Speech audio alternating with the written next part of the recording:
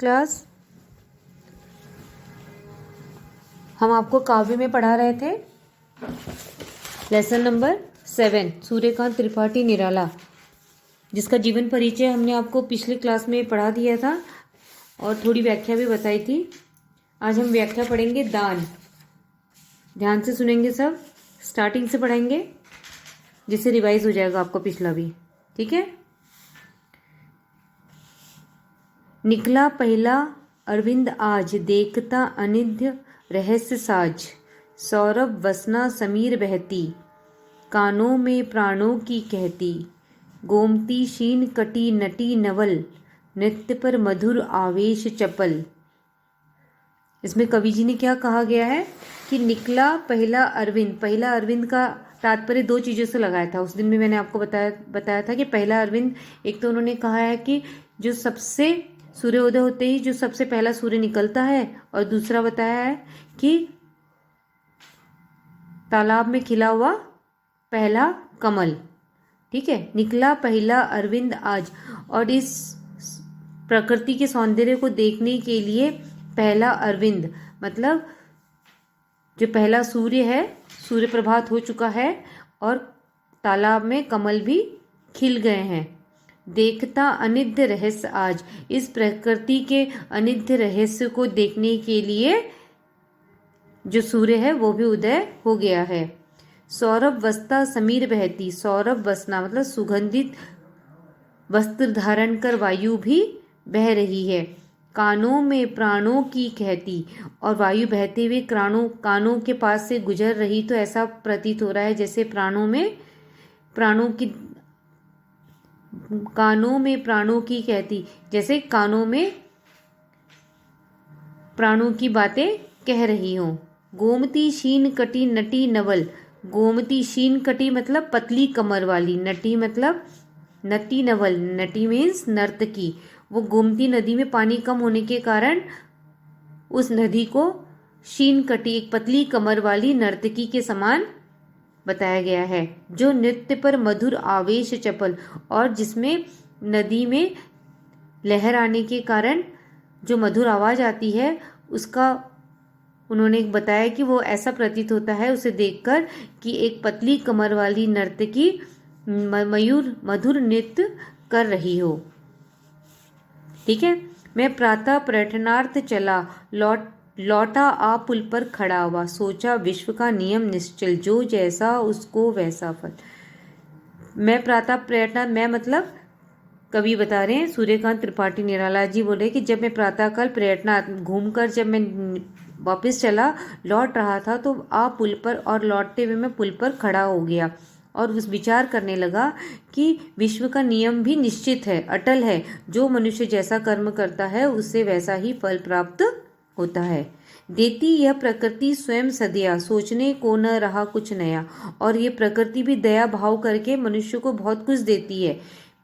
ऐसा कुछ नहीं कि जो हमें प्रकृति से प्राप्त नहीं होता है, इसलिए मनुष्य के पास ऐसा कुछ भी सोचने के लिए नहीं रहा है कि उसे क्या प्राप्त नहीं हुआ है। सौंदर्य गीत बहुवर्ण गंध, भाषा भावों के छंदबंद। और इस प्रकृति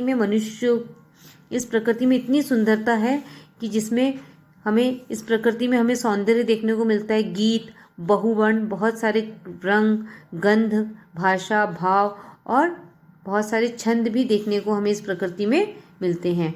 और भी उच्चतर जो विलास प्राकृतिक दानवे, और भी इस प्रकृति में बहुत कुछ है जो या तो प्राकृतिक है या मनुष्य के द्वारा निर्मित है।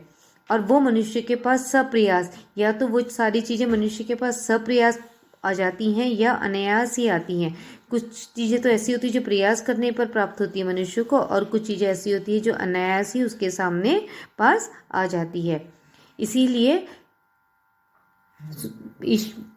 कवि ने कहा है कि सर्व में है श्रेष्ठ धन्य मानव।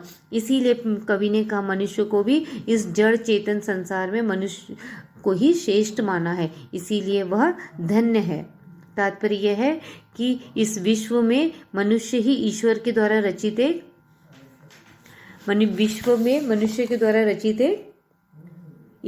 एक सर्वश्रेष्ठ रचना है। ठीक है। मनुष्य को श्रेष्ठ माना है क्योंकि मनुष्य के द्वारा ही इस इस प्रकृति में अनेक कार्य किए जाते हैं, इसीलिए ईश्वर ने ही उसे श्रेष्ठ माना है। फिर देखा उस पुल के ऊपर बहुसंख्य बैठे हैं वानर, और फिर उस लेखक ने उस पुल के ऊपर देखा कि बहुत सारे वानर बैठे हुए हैं। एक और पथ के कृष्णकाय, कृष्णकाय मतलब सांवले रंग के, एक और पथ के दूसरी तरफ एक कृष्ण सांवले रंग के कंकाल मात्र मतलब शरीर एकदम हड्डी का ढांचा था, ऐसा एक मृत्यु को प्राप्त ऐसा एक मनुष्य उस पुल के पर बैठा हुआ था। बैठा सशरीर दैन्य दुर्बल, और उसका शरीर भी कैसा था, बहुत ही दुर्बल था, दैन्य था, दीनहीन अवस्था में था। भिक्षा को उठी दृष्टि निश्चल, और उसकी नजरें भी भिक्षा के लिए उठ रही थी। उसे ऐसा लग रहा था कि जैसे कोई उस पर दया करे और उसे भिक्षा दे। अति क्षीण कंठ है तीव्र सांस, और उसके क्षीण कंठ भी एकदम कमजोर हो गए थे और सांसें भी बड़ी तेजी से चल रही थी। जीता जो जीवन से उदास, वो अपने जीवन से बहुत उदास हो गया था, फिर भी इस संसार में अपना जीवन जी रहा था। ढोता जो वह कौन सा पाप श्राप, भोगता कठिन कौन सा पाप, और वो ऐसा क्या श्राप, उसने ऐसा क्या कार्य किया था कि जिससे उसे ऐसा श्राप मिला है, और वह कौन से पाप का फल भोग रहा है। यह प्रश्न सदा ही है पथ पर सदा मौन इसका उत्तर, और ये प्रश्न तो सदा ही पथ पर बना रहेगा, लेकिन इसका उत्तर अभी तक प्राप्त नहीं हुआ है। जो बड़ी दया का उदाहरण वह पैसा एक उपाय करण, और जो सबसे बड़ी दया का उदाहरण क्या है, पैसा, और कुछ मनुष्य उस पर दया कर कर एक पैसा उसकी तरफ फेंक देते हैं। मैंने झुककर नीचे को देखा तो झलकी आशा की रेखा, और कवि कह रहे हैं जैसे मैंने पुल के नीचे झांक देखा तो मेरे चेहरे पर एक आशा की किरण चमक उठी। विप्रवर स्नान कर चढ़ा सलील, विप्रवर मतलब एक ब्राह्मण स्नान कर सीढ़ियों पर चढ़ रहा था। शिव पर दुर्वा दल तुंडल तिल, और वह शिव पर दुबा चावल और तिल उसने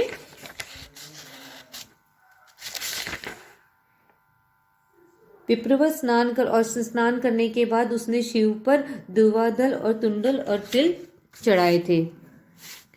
लेकर झोली आए ऊपर, देखकर चले तत्पर मानव, और वो अपनी झोली साथ ऊपर लेकर आ रहे थे। यह देखकर बानर उसकी तरफ दौड़ पड़े।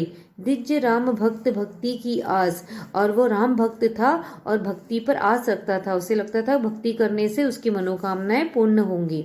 भजते शिव की 12 मास, और वो शिव को 12 महीने पूजा करता था।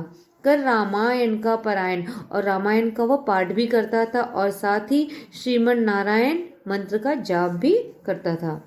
दुख पाते जब होते अनाथ, कहते कपियों के जोड़ हाथ, और उनका विश्वास था कि अगर कोई मनुष्य दुखी होता है तो उसे कपि मतलब वानरों के सम्मुख हाथ जोड़ने से उसकी सभी मनोकामनाएं पूर्ण हो जाती हैं। मेरे पड़ोस के ये सज्जन करते प्रतिदिन सरिता मंजन, मतलब ये जो सज्जन थे वे मेरे पड़ोस के थे और प्रतिदिन और वे रोज गंगा स्नान नदी में स्नान करते थे। झोली से पुए निकाल लिए, बढ़ते कपियों के हाथ दिए, और उन्होंने अपने हाथ झोली में डाले और झोली से पुए निकालकर उन्होंने उस पुओं को बंदरों के सामने रख दिए। देखा भी नहीं उधर फिर कर, जिस और रहा वह भिक्षु इधर, और उसने उस तरफ एक बार भी नजर उठाकर नहीं देखा जिस तरफ वह भिक्षु बैठा हुआ था। चिल्लाया किया दूर दानव, बोला मैं धन्य श्रेष्ठ मानव, और जैसे ही उस भिक्षुक ने उससे भिक्षा मांगी तो उसने उसे धुतकार दिया और बोला कि दूर हट जा दानव, उसे दानव कहा और कहा कि दूर हटो हमसे। चिल्लाया किया दूर, चिल्लाकर उसे दानव कहकर दूर कर दिया। बोला मैं हूँ धन्य श्रेष्ठ मानव। और तब कवि जी कहते हैं कि इस संसार में मनुष्य ना तो धन्य है और ना ही श्रेष्ठ है। तात्पर्य यह है कि मनुष्य होकर मनुष्य पर दया न दिखाने वाले मनुष्य न तो तुम श्रेष्ठ हो और ना ही तुम धन्य हो। मतलब मनुष्य होने पर भी मनुष्य पर वो दया भाव नहीं रखता है, इसलिए ना तो मनुष्य धन्य है और ना ही मनुष्य श्रेष्ठ है। क्लियर हो गया? सभी को समझ में आ गया होगा। अगर नहीं समझ में आता तो आप 2-3 बार वीडियो देखेंगे तो आपको ये व्याख्या क्लियर हो जाएगी। ठीक है? और इसमें आपको होमवर्क में आपको करना है जितनी भी ये दान लेसन की पूरी व्याख्या आपको अपनी कॉपी में करेंगे। व्याख्या करते समय सबसे पहले हम लिखते हैं संदर्भ, फिर प्रसंग, फिर व्याख्या, उसके बाद काव्यगत सौंदर्य। ये 4 पॉइंट का होना बहुत ज़रूरी है। व्याख्या करते समय हमें हमेशा ध्यान रखेंगे कि 4 पॉइंट्स होना बहुत ज़रूरी है। फर्स्ट है संदर्भ, प्रसंग, व्याख्या और काव्यगत सौंदर्य। क्लियर?